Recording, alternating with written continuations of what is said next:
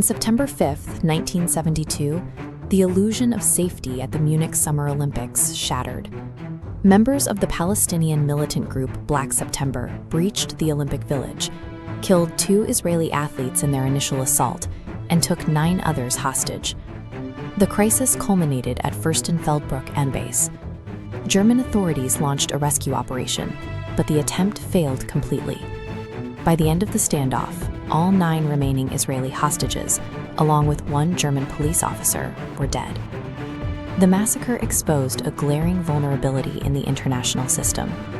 Traditional law enforcement and diplomacy were designed to handle state actors and domestic crimes, not highly mobile transnational militant groups operating across borders. Faced with this new reality, Israeli Prime Minister Golda Meir authorized a campaign of targeted assassinations. She directed Mossad, Israel's national intelligence agency, to bypass international jurisdictions and hunt down the Munich perpetrators directly. This covert campaign, later known as Operation Wrath of God, had 3 distinct objectives: prevent future attacks against Israelis, disrupt existing militant networks by removing their logisticians, and demonstrate that Israel possessed the long-term memory and reach to pursue its enemies anywhere. By defining these core goals, the Israeli government codified its grief into state policy. It initiated a systematic global shadow war that would span multiple continents. To execute this mandate, Mossad had to operate far outside the Middle East. The primary theater of operations shifted to the streets of Europe, requiring Israeli intelligence to build a continent-wide network of spies, informants, and safe houses from scratch. Operatives relied heavily on complex tradecraft to navigate these foreign environments undetected. They utilized false identities backed by forged passports, communicated through hidden dead drops, and spent months conducting deep surveillance on suspected targets. The initial phase of the operation was characterized by close quarters engagements. In October 1972, Mossad agents tracked Yael Zweiter, a man they believed had ties to Black September, to his apartment building in Rome, shooting him in the lobby. However, firearms left physical evidence and required agents to be at the scene. To maintain plausible deniability and protect their operatives, Mossad's tactics quickly evolved toward remote explosive sabotage. This evolution was evident in Paris during the assassination of Mahmoud Hamshari. Operatives breached his apartment and wired an explosive device beneath his telephone.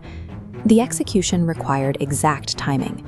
Once Hamshari answered a specific incoming call, agents remotely triggered the explosive. Similar untraceable bombings followed in France and Cyprus. The psychological effect of these tailored assassinations rippled through Palestinian organizations, forcing their leadership into hiding and severely disrupting their logistical capabilities. By 1973, the campaign's scope expanded beyond individual intelligence operatives. Israel authorized Operation Spring of Youth, a massive escalation that deployed elite military force into a neighboring country. Under the cover of night, Israeli commandos landed secretly on the shores of Beirut. Their mission was a coordinated, multi-target raid against senior Palestinian leadership operating within Lebanon. The operation blended brute force with high-risk infiltration tactics. Several commandos, including a young future prime minister named Ehud Barak, moved through the Lebanese capital disguised as civilians to approach heavily guarded targets undetected. The commandos completed their mission and successfully extracted via the sea. With this raid, Israel began conducting overt military strikes on sovereign soil, moving away from the purely clandestine methods used earlier in the campaign. Throughout these operations, Mossad maintained focus on a primary target, Ali Hassan Salameh, known as the Red Prince, whom Israeli intelligence considered a chief architect of the Munich massacre. The relentless pressure to find Salameh eventually compromised their operational discipline. In 1973, agents tracked a man they believed to be Salameh to the quiet town of Lillehammer, Norway, and acted on rushed, unverified intelligence.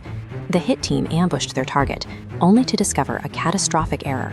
They had assassinated Ahmed Bouchiki, a Moroccan waiter whose only connection to the conflict was a superficial resemblance to Salameh. The operation immediately unraveled. Norwegian authorities quickly intercepted and arrested several Mossad agents. During interrogations, the operatives revealed safe houses, communication methods, and the existence of the broader Wrath of God network. The Lillehammer affair stripped away Israel's plausible deniability. The exposure of an extrajudicial killing in a peaceful European nation triggered intense diplomatic blowback, proving how unchecked operational momentum can lead to fatal miscalculations.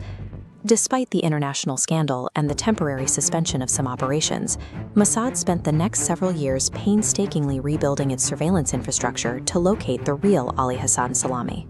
They finally tracked him down in Lebanon.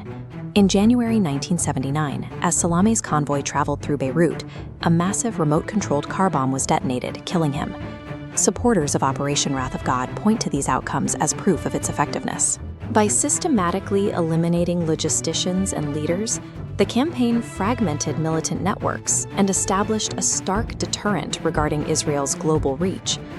Critics, however, emphasized the heavy toll of the operation.